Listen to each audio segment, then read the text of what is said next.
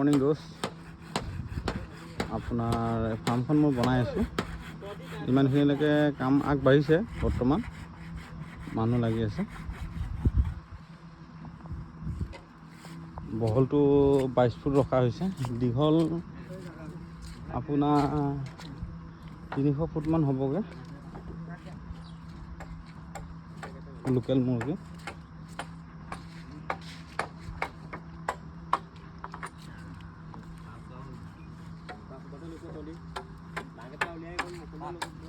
বাঁহ কাটি থোৱা আছে।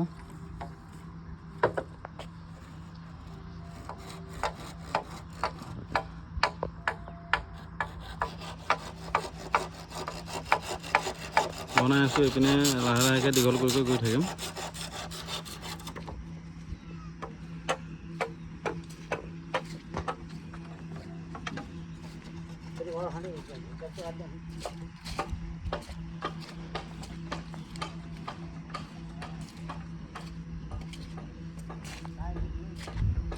খুঁটাবিলাক এইটো চিষ্টেমত দিয়া হৈছে, মানে ধৰক মাজত খুঁটা নাথাকিলে আপোনাৰ চৰিব মেলিবলৈ সুবিধা পাব, দানা পানীটো দিওঁতে অসুবিধা নহ'ব।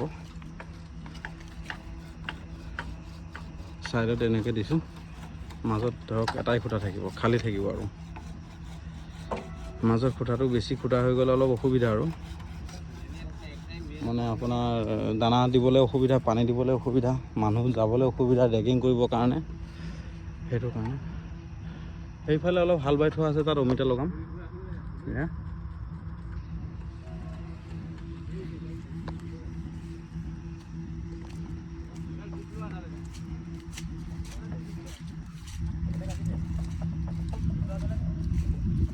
এফালে ধৰক আপোনাৰ অমিতা লগাইছোঁ অলপ, গাহৰি ফাৰ্ম আছে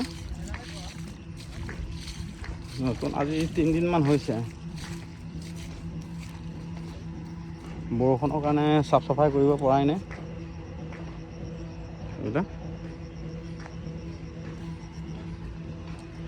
ইয়াতো কেইটামান লগাই থৈছোঁ, ৰ'দটো দিলে এইখিনি জ্বলাই পেলাই লগাই দিব পাৰিম। আৰু এয়া 2খন গাড়ী ৰাতি গৈছিলে, ৰাতিপুৱা আহি পাইছে।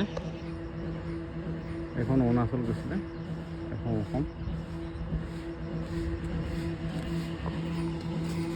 আমিও কালি ৰাতি ওলাই গৈছিলোঁ, গাড়ী বাহিৰতে থৈছোঁ, 12:30 এটা মানত আহি পাইছোঁ।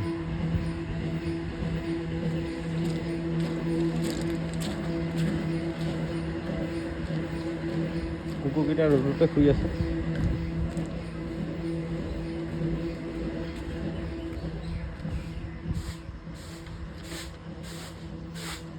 এখন দোকান ৰাতিপুৱা ধৰক খুলি দিছে, আৰু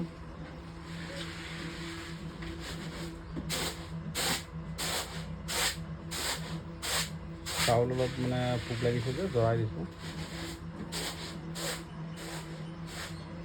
ঠিকে আছে দিয়ক।